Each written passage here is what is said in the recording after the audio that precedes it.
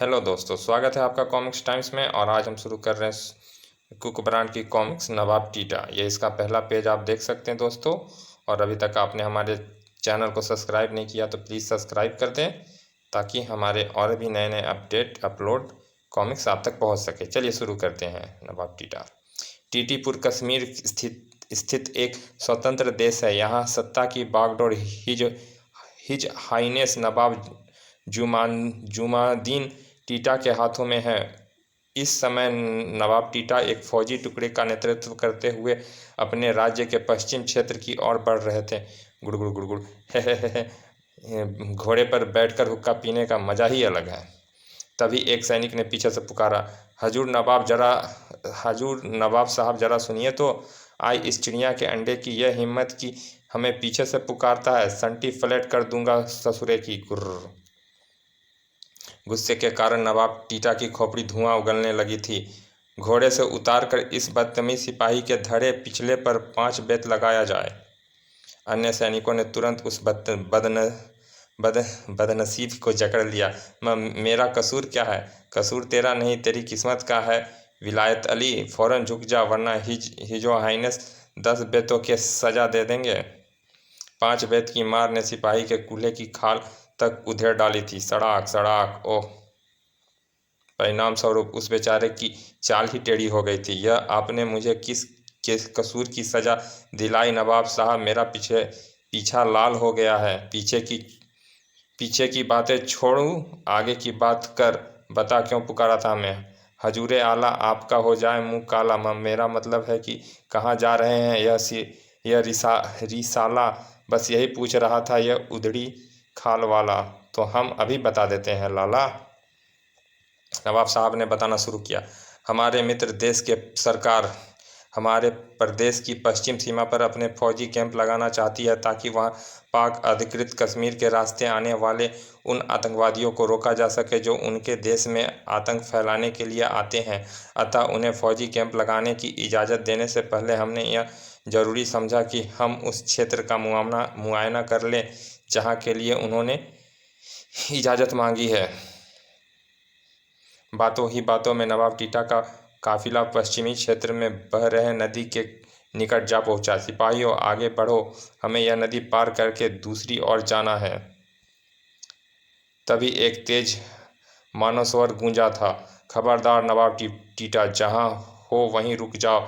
नदी पार करोगे तो अल्लाह तेरी दुम में कीड़े डाल देंगे। आई, यह कौन बदतमीज हमारी दुम की शान में गुस्ताखी कर रहा है? तोप पर बैठाकर तशरीफ के परखच्चे उड़ा दूंगा। पहाड़ी के ऊपर एक नंगा फकीर प्रकट हुआ था। मुझे फुरेरी बाबा कहते हैं नवाब टीटा। मैं तुम्हें हुक्म देता हूँ कि नदी पार करने का इरादा छोड़ दो। नवाब साहब बिदक गए। बदतमीज, मगर तू एक नवाब को हुक्म सुना रिया है, तुझे इसकी सजा मिलेगी। सिपाहियों, इस गुस्ताख को पकड़ कर लाओ और लंगोटी नीची करके ससुरे की बैठक पर 5 बेत लगाओ। यह आप क्या कह रहे हैं हजूर? फुरेरी बाबा बहुत जलाली फकीर है, उनके पास बहुत बड़ी ताकत है। अबे 5 बेत खाकर उस फकीरे फटेहाल का सारा जलाल रफू चक्कर हो जाएगा। जाओ, फौरन उसे पकड़ लाओ। जी हजूर। सिपाहियों को नदी पार करते देख फुरेरी बाबा ने जोर से फुरेरी झुरझुरी ली थी। लगता है तू इस तरह नहीं मानेगा, तुझे मजा चखाना ही पड़ेगा। या अगले ही पल नदी में पानी का तेज रेला आया और आई इतना पानी!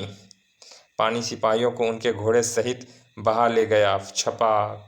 ओए नवाब साहब, ओए नवाब, हम डूब रहे हैं। यह तो हम भी देख रहे हैं, मगर इतना पानी आया कहाँ से? हजूर, यह पानी फुफेरी बाबा ने ही छोड़ा है। वह बहुत जलाली फकीर है, मगर इसने इतना पानी छोड़ा कहाँ से? ऊपर से सुसु कर दिया क्या? तभी फुफेरी बाबा ने जोर से फुरेरी लेते हुए हक लगाया। यह पानी खुदा का कहर है नवाब टीटा, तुझे एक और तमाशा दिखाता हूँ। अगले ही पल चारों ओर से पहाड़ियों से सैकड़ों कोबरा नाग निकलने लगे। ए सांप! फुस फुस। नवाब साहब अब हम क्या करें? अबे करना क्या है, भाग लो। हाँ भाग जाओ। और खैरियत चाहते हो तो दोबारा कभी इस नदी को पार करने की इच्छा मत करना। अपनी शयन कक्ष में पहुंचते ही परेशान हाल नवाब साहब ने अपने दीवान को याद किया। दीवान को फौरन हमारे पास भेजो। उन्होंने इंटरकॉम रखा ही था कि दस्तक की आवाज़ सुनाई दी। ठक ठक ठक। ओए बड़ी जल्दी आ गया। दरवाज़ा खोलने पर आए, यह तो कोई नहीं, फिर खटखट कौन कर रहा है? ठक ठक ठक। आवाज़ अलमारी के भीतर से आ रही थी। ओए अलमारी के अंदर शायद चूहा लड़ रहे हैं। ठक ठक ठक। लेकिन भीतर से चूहा नहीं, दीवान बरामद हुआ था। तड़ाक। हाय मर गया, शरीर की सारी चीज़ें हिल गई। बहुत बड़ी माफ़ी चाहता हूँ हजूर, आपकी कोई चीज़ जख्मी तो नहीं हुई? बको मत, अलमारी के भीतर क्या कर रहे थे? हजूर आज सुबह मैं अपनी एक ड्रेस टांगने के लिए भीतर घुसा था, तभी किसी उल्लू के पट्टे ने बाहर से अलमारी बंद करके ताला जड़ दिया था। आज सुबह गुरु बदतमीज के पैजामे, सुबह तो अलमारी में ताला हमने खुद लगाया था। ओह, तो मैं अपने शब्द वापस लेते हुए आपसे बहुत बड़ी माफ़ी मांगता हूँ। अगर इस समय हम परेशान ना होते तो तुम्हारा पाजामा उतरवा कर 5 बेत लगवा देते हैं। गुर्र। ओह, क्या मैं हजूर के पाजामे की मतलब परेशानी की वजह जान सकता हूँ? नवाब टीटा ने उसे फुरेरी बाबा के विषय में बताया। फुरेरी बाबा को तो मैं भी जानता हूँ हजूर, बहुत पहुँचे हुए फ़कीर है। कहा जाता है कि वह इंसान की बटेर बना सकते हैं। अरे बाप रे, फिर तो हम उस नदी के पास कभी नहीं जाएंगे। लेकिन हजूर फिर भारत सरकार को क्या जवाब देंगे? वे हमारे जवाब का इंतज़ार कर रहे होंगे। उनको संदेश भेज दो कि हम उन्हें उस क्षेत्र में फौजी कैंप लगाने की इजाज़त नहीं दे सकते, और हमारा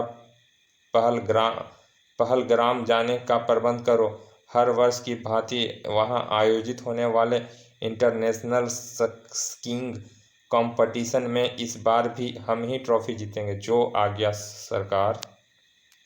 नवाब टीटा का इनकार सुनकर रक्षा मंत्रालय के उच्च अधिकारियों में खलबली मच गई। स्थिति से निपटने के लिए रक्षा मंत्री ने तुरंत कुकबरान को बुलवाया था। नवाब टीटा ने अवश्य ही शत्रु देश के दबाव में आकर हमें इनकार किया है। तुम नवाब टीटा से मिलकर उसे मनाने की कोशिश करो मिस्टर कुकबरान, यह देश की सुरक्षा का सवाल है। आप चिंता मत कीजिए सर, मैं नवाब टीटा को मनाकर ही लौटूंगा। हमारी शुभकामनाएं तुम्हारे साथ है। नवाब टीटा उन दिनों पहलगाम में है। हमने तुम्हारे रहने का इंतजाम उसी होटल में करवा दिया है जिसमें नवाब टीटा ठहरे हुए हैं। तुम आज ही पहलगाम के लिए रवाना हो जाओ। Yes sir. अगले दिन पहलगाम पहुंचकर कुकबरान एंड पार्टी भी उसी होटल में ठहर गए जिसमें नवाब टीटा रुके हुए थे। जल्दी तैयार हो जाओ बापू, आज आइस स्कीइंग कंपटीशन का पहला दिन है। नवाब टीटा से मुलाकात करने के लिए हमें भी इसमें भाग लेना होगा। मैं हुन्नी रेडी हो जाता हूँ बच्चों।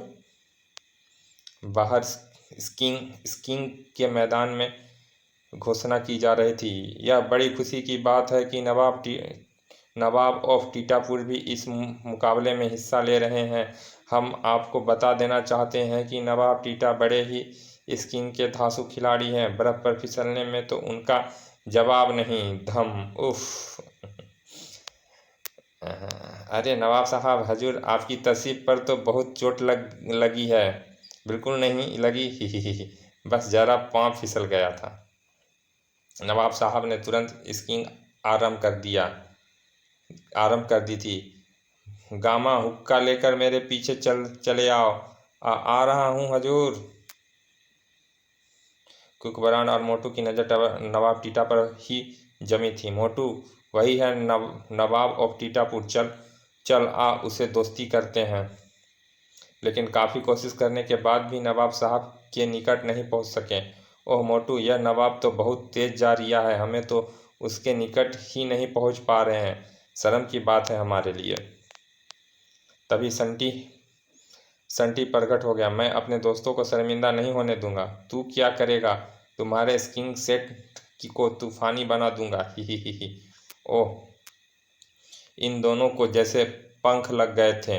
चूं साई ही वारे संटी। आनन फानन में उन्होंने नवाब साहब को पीछे छोड़ दिया। आई हमसे आगे निकल गया। एक और आ गया। साए नवाब साहब जोश से चिल्ला पड़े। ओए रुक जाओ वरना तोप से उड़ा डालूंगा। कुकबरान और मोटू रुक कर वापस आए। आपने हमसे कुछ कहा? हम कहते नहीं फरमाते हैं ककड़ी के भाई। आगे निकलकर तुमने हमारी नवाबी की तौहीन की है, तुम्हें इसकी सज़ा मिलेगी। इन दोनों के पतलून नीचे करके 5-5 बेत लगाओ गामा। हजूर यह आपके बाबा का घर, मेरा मतलब आपकी एस्टेट नहीं है। यहाँ आपका कानून नहीं चलेगा। और चलेगा कैसे नहीं? जो हमसे टकराएगा धड़ाक आई चूर चूर हो जाएगा। ही। इंस्पेक्टर धमाका सिंह अनाड़ीपन में नवाब से जा टकराए थे। इसकी ढोलक पर 10 बैत लगाओ। गामा खबीस ने नवाब को धक्का मारा है। होश की बात कर बे, मेरा नाम इंस्पेक्टर धमाका सिंह है। अंदर कर दिया तो कभी बाहर नहीं निकालूंगा। तभी कहीं से एक गोली चली और नवाब साहब के कानों से निकट से गुजर गई। पिन उई यह क्या धाएं? हजूर किसी ने आप पर गोली चलाई है। गोली? इसका मतलब हमारी जान खतरे में है। अगले पल नवाब साहब उड़नछू हो लिए। भाग लो गामा। भाग रिया हूँ नवाब हजूर। उस घटना ने कुकबरान गंभीर हो गया था। अब मामला कुछ मेरी समझ में आ रहा है। नवाब साहब का कोई शत्रु उनकी हत्या करना चाहता है और उसी के डर से नवाब साहब हमारी सेना को कैंप लगाने की इजाज़त देने से इनकार कर रहे हैं। हमें नवाब साहब की निगरानी करनी चाहिए ताकि वह हमलावर पकड़ा जा सके और नवाब टीटा हमें कैंप लगाने की इजाज़त दे दे। होटल के कमरे में पहुंचकर नवाब साहब ने बिस्तर के नीचे से तलवार निकाल ली। काट कर फेंक दूंगा उन्होंने मुझ पर गोली चलाई। सड़ाक। गोली कुकबरान ने नहीं चलाई थी हजूर, वह कहीं पीछे से आई थी। आप तलवार रख कर हुक्का पीजिए। कुकबरान कौन? जिस लड़के से आप भिड़े थे उसका नाम कुकबरान है और वो राजनगर का मशहूर जासूस है। अबे जासूस हो या फासूस, मुझे दोबारा मिल गया तो 5 बेत लगवाऊंगा उसके। नवाब साहब पर निगरानी रखने के उद्देश्य से कुकबरान और मोटू संटी के साथ होटल के बाहर आइस बॉल का खेल रहे थे। यह संभाल मोटू। फटाक। तभी नवाब साहब बाहर आए थे और उसी समय मोटू ने आइस बॉल फेंकी। फचाक। उई। पहले गोली मारी और अब गोला मार रिया है। 10 बेत लगाऊंगा। भाग ले मोटू। उनको भागते देख नवाब टीटा ने भी अपने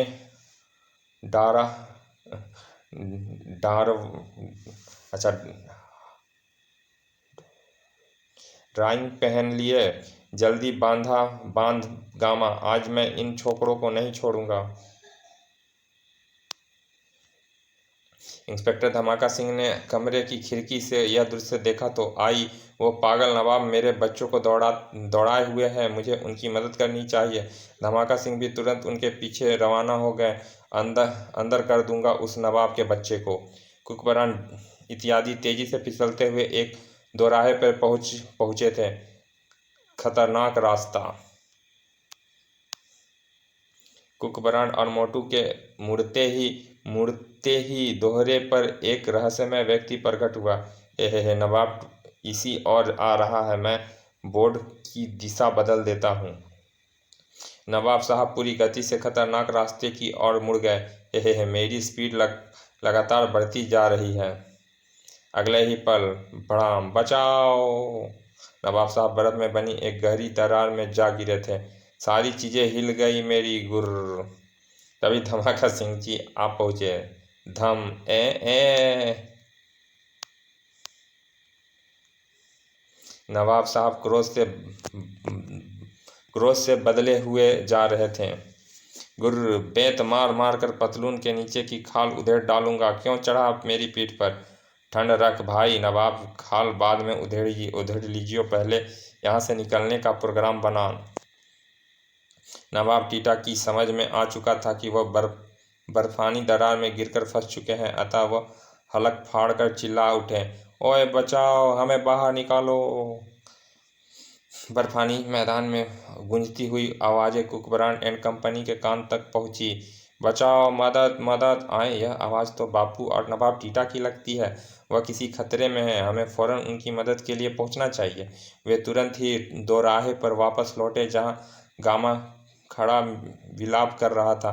हमारे नवाब साहब गड्ढे में गिर गए, अब तक तो वे अल्लाह को प्यारे हो गए होंगे। बूह। और चुप कर, तेरा नवाब उस खतरनाक रास्ते पर गया ही क्यों था? क्या उसे बोर्ड नहीं पढ़ा था? खतरनाक रास्ता तो उधर है। कुकबरान चौंक पड़ा। आई, किसी ने बोर्ड का स्थान बदल दिया, यानी नवाब साहब को जानबूझकर गिराया गया है।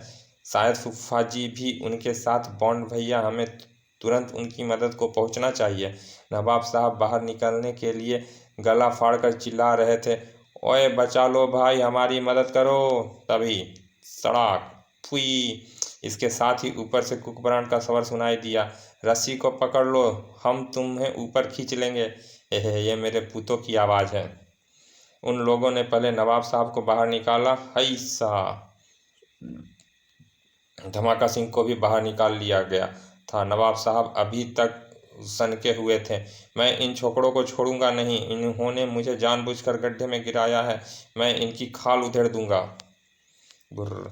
गामा ने उसे समझाया, अकल के नाखून को अकल के नाखूनों को नवाब हजूर, इन लोगों ने तो आपकी मदद की है, आपको गड्ढे से बाहर निकाला है।